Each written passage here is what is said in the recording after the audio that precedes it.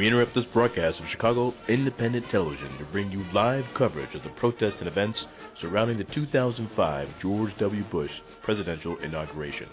I'm John Herron, and we're coming to you from Washington, D.C., for it's certain to be a day full of excitement. Like ancient Romans waiting for the release of Barabbas, the audience anticipates with bated breath for their man to appear. But first, these words.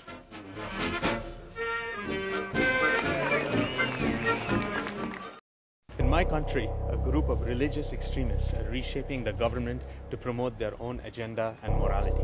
The government can keep a list of everyone I call, and they do not need a judge's permission. Our citizens are seized and held in prison without being charged of a crime, without the right to a trial, and without a lawyer.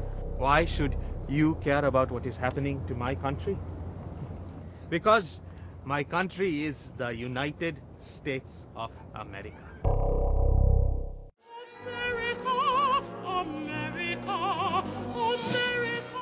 Welcome back to Chicago Independent Television. We now continue with our ongoing coverage of the protests and events surrounding the 2005 George W. Bush inauguration.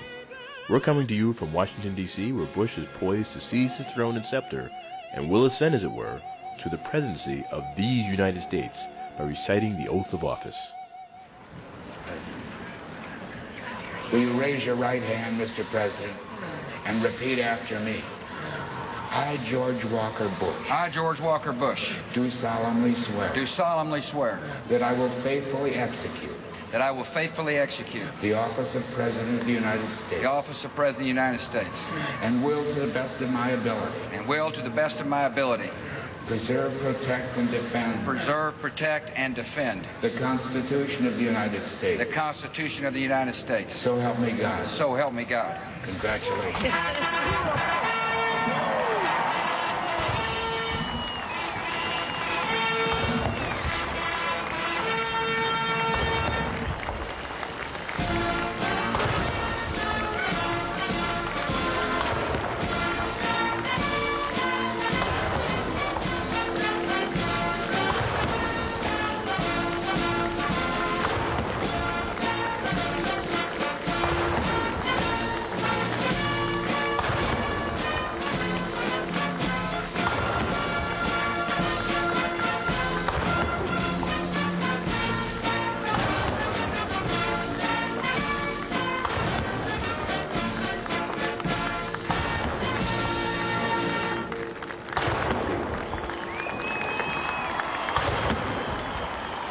Ladies and gentlemen, it is my distinct honor to introduce the 43rd President of the United States, the Honorable George W.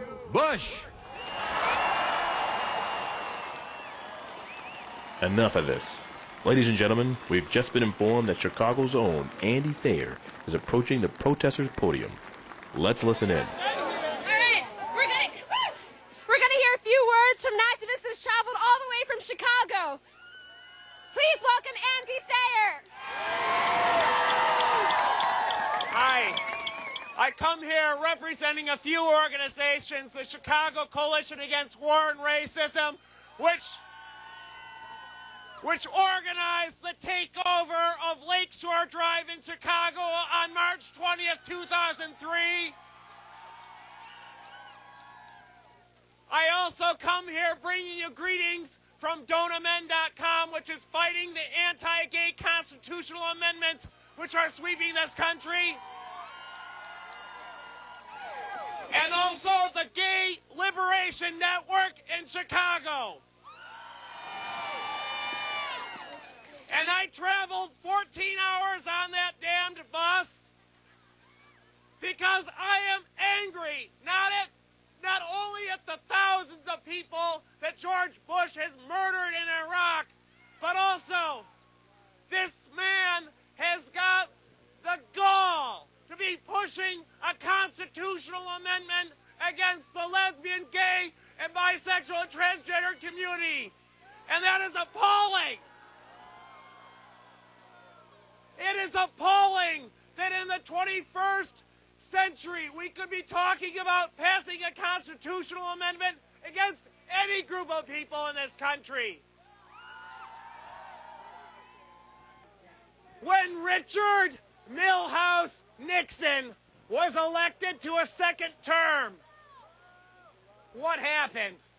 There was a massive movement in the streets, such as we see the beginnings here today. Women demanding their rights, African Americans demanding their rights, and as a result, we won things like Roe v. Wade, in spite of a Nixon-packed Supreme Court.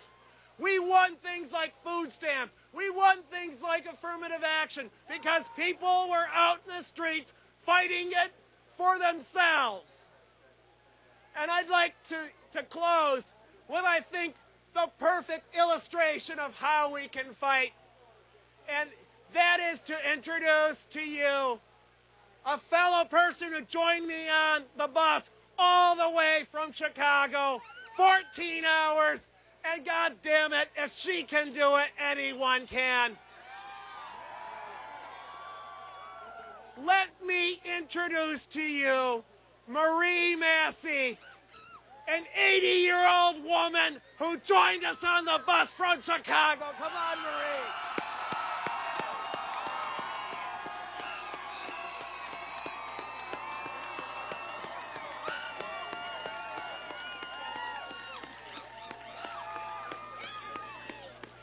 Good morning, everyone. I'm here to fight for jobs, to bring our grandchildren, our sons, and our daughters home, to keep him from making another dime off of our children and education. Thank you.